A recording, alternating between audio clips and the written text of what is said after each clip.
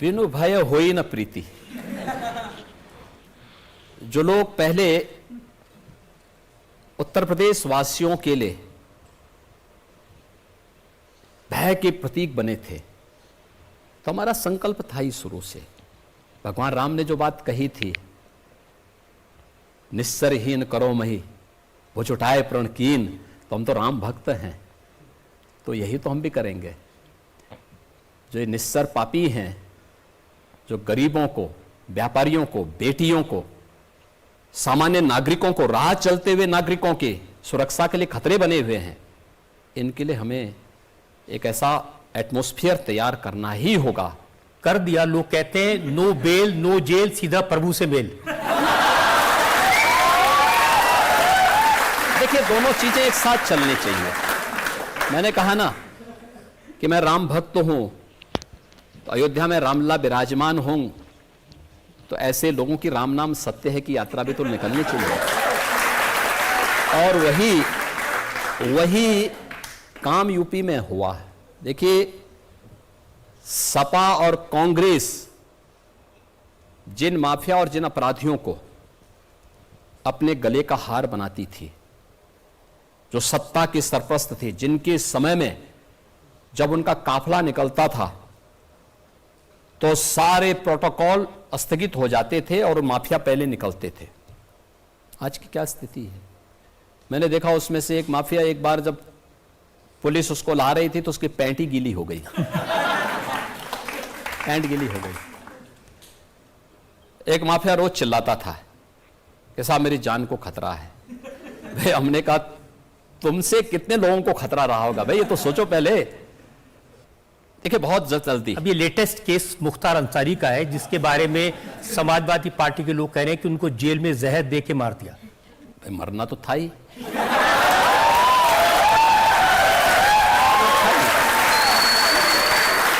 आप मुझे बताओ, जिस व्यक्ति ने सैकड़ों लोगों को मारा हो, और कब तक बसता बसता फिरेगा? कांग्रेस के लोग तो उसको बचाने का प्रयास कर ही रहे थे ना। समाजवादी पार्टी के लोग तो उनके आका थे ही, गए थे उनकी मातम पुरसी के लिए। तो इनसे क्या उम्मीद करते हैं?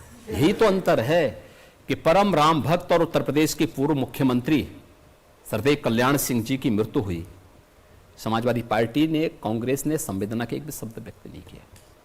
और एक माफिया के मरने पर उनके घर में जाकर के घड़ियाली आंसू बहा रहे थे ये लोग। यही फर्क है। ये देश यही बर्दाश्त नहीं करना चाहता।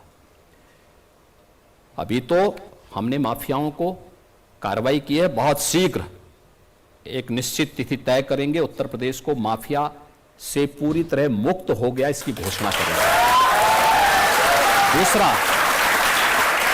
माफियाओं के द्वारा अर्जित की गई संपत्ति, कोई भी माफिया होगा उसके द्वारा अर्जित की गई पूरी संपत्ति सरकार अपने कब्जे में लेगी।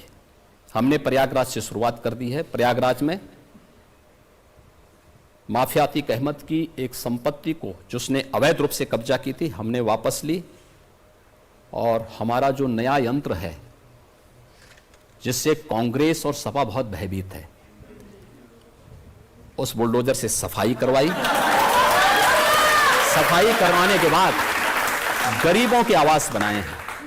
और हमने ये भी तय किया है, पूरी कार्ययोजना हमारी बन चुकी है, ये माफिया के द्वारा अवैध रूप से अर्जित की गई पूरी संपत्ति पर गरीबों के लिए, महिला संरक्षण गृह के लिए, दिव्यांगजनों के लिए, निराश्रित बच्चों के लिए और अन्य समाज के जो भी तबके हो सकते हैं उन सब के लिए, और हॉस्पिटल बनाएंगे, अच्छे स्कूल बनाएंगे, अच्छे संस्थान खड़े करेंगे। लेकिन माफिया यूपी के अंदर मिट्टी में मिल चुका है और आगे माफिया को पनपने नहीं देंगे, ये हमारा संकल्प है। और इनके द्वारा अर्जित की गई, पहले चरण में इनकी और दूसरे चरण में इनके गुर्गों की भी जितनी संपत्ति होगी। देखिए, एक समाजवादी पार्टी के जियाउर रहमान, वो बर्क साहब के ग्रैंडसन हैं, उन्होंने कहा हमारे शाहबुद्दीन भाई साहब, अतीक अहमद भाई साहब और मुख्तार अंसारी भाई साहब को इन्होंने ऊपर भेज दिया और कहते हैं कि कसम आप लोगों को कि उनकी कुर्बानी जाया नहीं जानी चाहिए। अब देखिए ऊपर गए हैं कि नीचे गए हैं ये मैं नहीं कह सकता,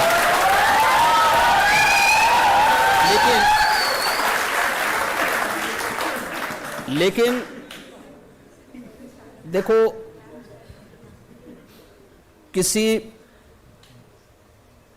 विषधर से उम्मीद करना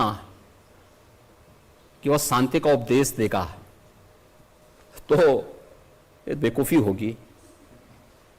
इसका खानदानी उपदेश है, वो अपने खानदानी उपदेश को और अपने खानदानी विरासत को आगे बढ़ा रहे हैं। सबसे ज्यादा शिकायत आजम खान साहब करते हैं। आजम खान कहते हैं कि उनकी यूनिवर्सिटीज पर, उनकी प्रॉपर्टीज पर बुलडोजर चला दिया योगी जी ने, मौका भी नहीं दिया सामान हटाने का। देखिए ये उस महाभारत परिवार के ही काका श्री ये भी हैं।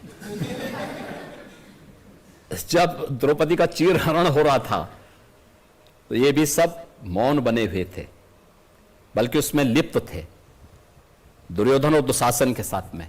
तो जैसी करनी वैसी भरनी।